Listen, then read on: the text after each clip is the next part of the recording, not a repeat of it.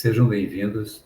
Estamos em mais uma edição do programa Palavras Consoladoras, que traz até você um diálogo esclarecedor e consolador à luz da doutrina espírita, baseados no Evangelho de Jesus.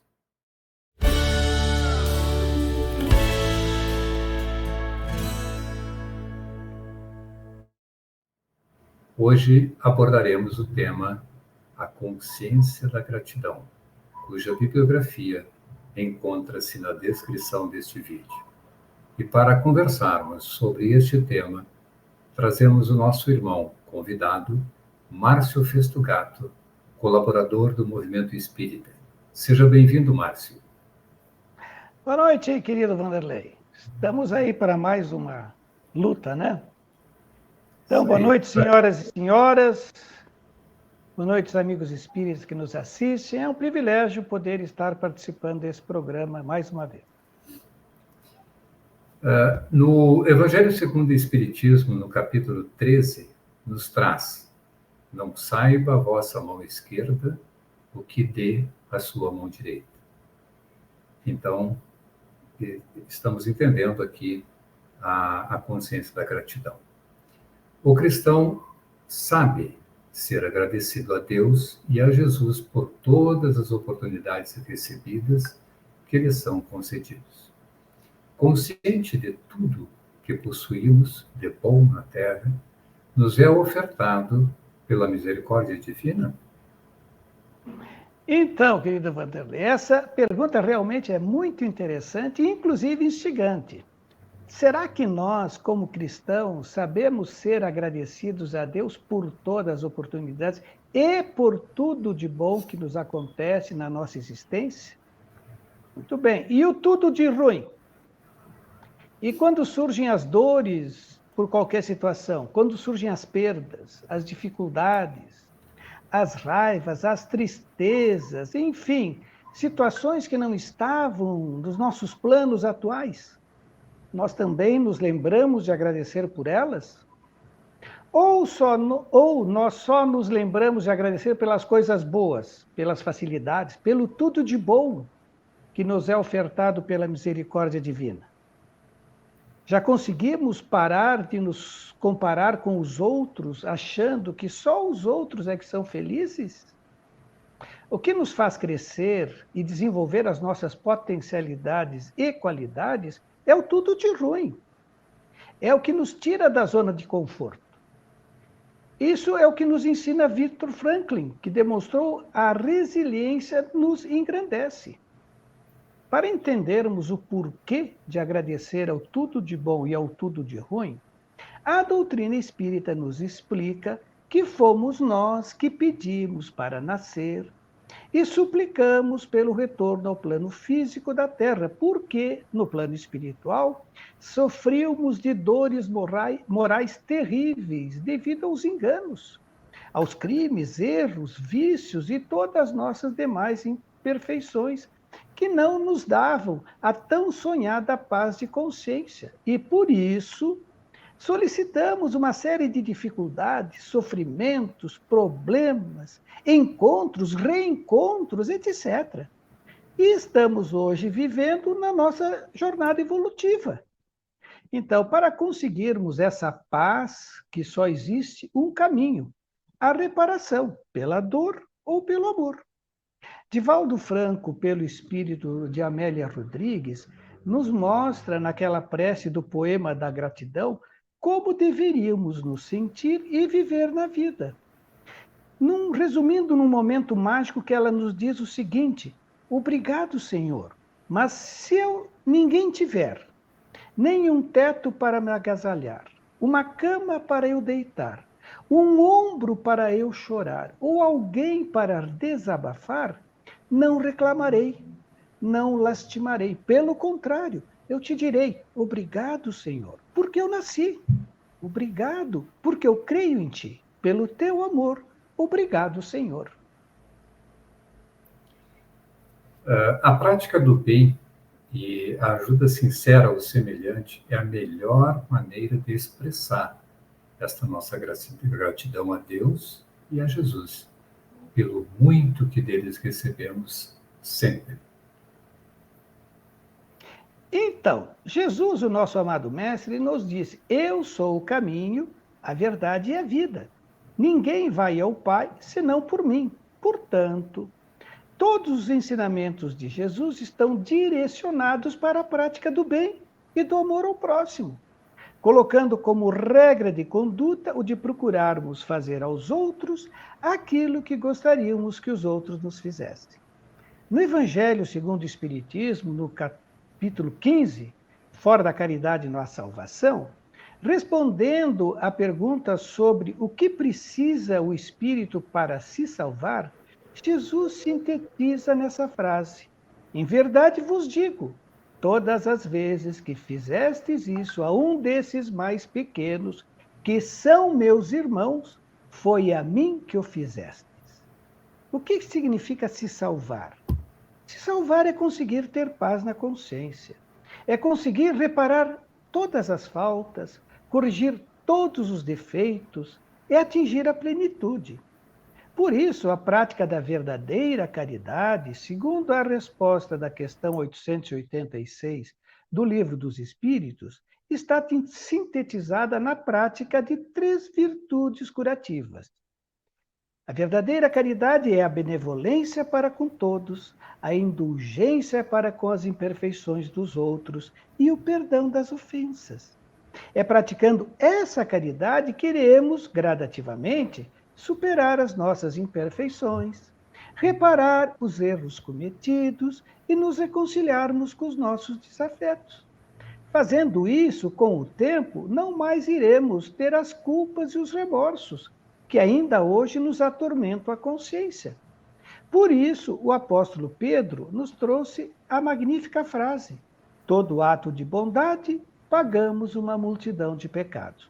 Paulo de Tarso, numa das cartas aos Coríntios, nos explica muito claramente a importância da caridade e do bem que devemos fazer aos outros indistintamente, chegando a nos fazer entender que sem a caridade nada somos.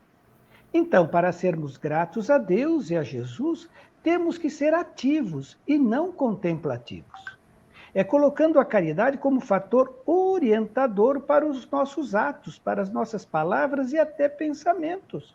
Ou seja, agindo com os outros como gostaríamos que eles agissem conosco. Falando com os outros como gostaríamos que os outros falassem conosco. E até emitindo pensamentos aos outros como gostaríamos que eles pensassem em relação a nós. Veja só, Márcio, que esclarecimentos fantásticos, né? E essa pergunta aqui, ele traz algo que fica muito entre linhas para quem faz o auxílio ao próximo, né? Quando buscamos auxiliar o próximo, contamos com a ajuda dos espíritos desencarnados, normalmente ligados àquele a quem procuramos ajudar, e passamos a contar neles, olha bem, sinceros amigos e colaboradores? Exatamente. Cada um de nós tem seu espírito protetor, não só ele. Espíritos outros bons que gostam de nós e nos desejam bem. Uma das coisas que precisamos entender é que esses espíritos já atingiram um nível de compreensão da vida bem acima do nosso nível de entendimento, como quando estávamos encarnados. Aqui no plano físico, nós temos preferências, por exemplo, times, partidos, grupos, etc. Deixamos de considerar amigos aqueles que pensam diferentes, são do outro time, são do outro partido. Essa nossa visão da vida está restrita às coisas materiais. Quando as pessoas morrem, a grande maioria delas nem sabe que morreram.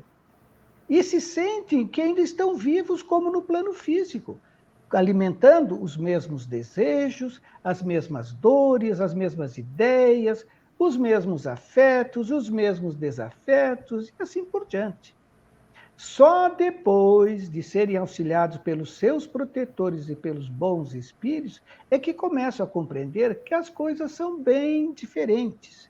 E aí começam a entender que o amor não é mais seletivo, mas sim incondicional. Amar a todos como a si mesmo. Que o bem e a ajuda deve ser distribuída sem distinção, pois todos somos filhos do mesmo Criador que é Deus. Portanto, somos todos irmãos. Então, no nosso nível consciencial, cada indivíduo é visto pelo seu nível de progresso moral. Os bons espíritos, assim como as pessoas boas nos planos físicos, são aquelas que já entenderam que só o bem nos faz bem. Então, é quando entendemos que quando fazemos o bem ou desejamos o bem aos outros, pela lei do retorno, que é a lei de ação e reação, nós vamos receber tudo isso de volta, com uma vantagem muito grande. Qual é essa vantagem? O retorno é sempre maior, sempre potencializado pelas vibrações amorosas dos bons espíritos, dos espíritos elevados, dos protetores daqueles aos quais nós dirigimos nossos bons pensamentos. Quem é que teve mais lucro? Quem foi o mais beneficiado? Quem recebeu ajuda ou quem providenciou ajuda? Por isso que Deus nos orientou que amássemos os nossos inimigos, fizéssemos o bem a quem nos faz o mal, que oferecêssemos a outra face, que perdoássemos não 7 vezes, mas 70 vezes 7 vezes. E sintetizou dizendo que tudo aquilo que fizéssemos a um desses pequeninos é a ele que o fazemos. Se fizermos o mal, desejarmos o mal, vamos receber esse mesmo mal potencializado. Portanto, vamos ter muito mais prejuízo. E aí, não vamos poder nos queixar. Devemos expressar a nossa gratidão não somente com palavras, mas principalmente através dos atos aos pais, instrutores, irmãos, amigos e a todas as pessoas que, direta ou indiretamente, nos auxiliam e nos servem de maneiras diferentes? Exatamente, é o que a gente já comentou. Expressar a gratidão por palavras é a mais simples, porque nem sempre as palavras estarão associadas ao verdadeiro sentimento de gratidão. Aqui no plano corporal, no plano físico, usamos das máscaras, do sorriso convencional, por onde escondemos nossos reais sentimentos. Nos comportamos de uma maneira e escondemos o que realmente somos por dentro. Ninguém sabe o que as outras pessoas estão pensando, mas no plano espiritual a coisa é bem diferente. Como espíritos, não conseguiremos disfarçar nossos sentimentos, porque tudo o que o espírito pensa ou sente é estampado, exteriorizado pelo seu perispírito. É como se o nosso corpo fosse uma grande tela de TV, onde plasmamos todos os nossos pensamentos. Então, os espíritos sabem muito bem o que cada indivíduo encarnado ou desencarnado está pensando. Nós, os encarnados, somos verdadeiros livros abertos onde toda a espiritualidade identifica nossos mínimos detalhes. Assim, para sermos realmente gratos, precisamos estampar os pensamentos e sentimentos de gratidão a partir do nosso interior, pois dessa maneira seremos vistos e auxiliados pelos benfeitores espirituais, que, vendo o bem que realmente desejamos, nos fortalecem com as suas vibrações amorosas e nos protegem dos assédios das influências inferiores. Portanto, como já foi dito antes, todo ato e todo pensamento de gratidão sempre retornará a nós potencializado. Mas devemos também nos lembrar que os atos, os exemplos, valem muito mais do que 1000 palavras. Por isso, precisamos sair da nossa zona de conforto e ir em busca do necessitado, ir em busca do infortúnio e ajudar o próximo, não só com a esmola, que só alimenta a ociosidade e não dignifica, mas com o trabalho que recupera e engrandece. A primeira e a principal gratidão que devemos aplicar em nós mesmos é termos sido criados por Deus. Portanto, a vida que estamos levando é que pedimos a Deus. O programa encarnatório que cada um solicitou, Deus tudo permite, nos concedeu. Por isso que tudo nos é permitido, mas cada ato, cada palavra tem sua consequência. Nós somos os responsáveis. Então, cada um de nós tem que se lembrar daquela ideia de Jesus. Ele é o caminho, ele é a verdade, a vida. O céu e a terra passarão, mas as palavras de Jesus jamais. Muito bem, Márcio. Chegamos aqui ao final deste nosso programa com o tema A Consciência da Gratidão. Agradecemos a contribuição valiosa do nosso irmão Márcio e gostaríamos de ouvir rapidamente as suas considerações finais sobre o tema. Mais uma vez, agradeço a oportunidade e o privilégio de estar trazendo o consolo e o estímulo para trabalharmos pela cura da nossa alma, o alívio da consciência. Muito bem, agradecemos. Boa noite, Márcio. Boa noite, então, aos ouvintes. Sejam bem-vindos sempre ao nosso programa Palavras Consoladoras. E fica aqui os nossos agradecimentos a todos os colaboradores do Movimento Espírita que fazem parte deste grande vínculo com Jesus, né, nesses ensinamentos. E foi um privilégio ter estado com vocês. Até o próximo programa.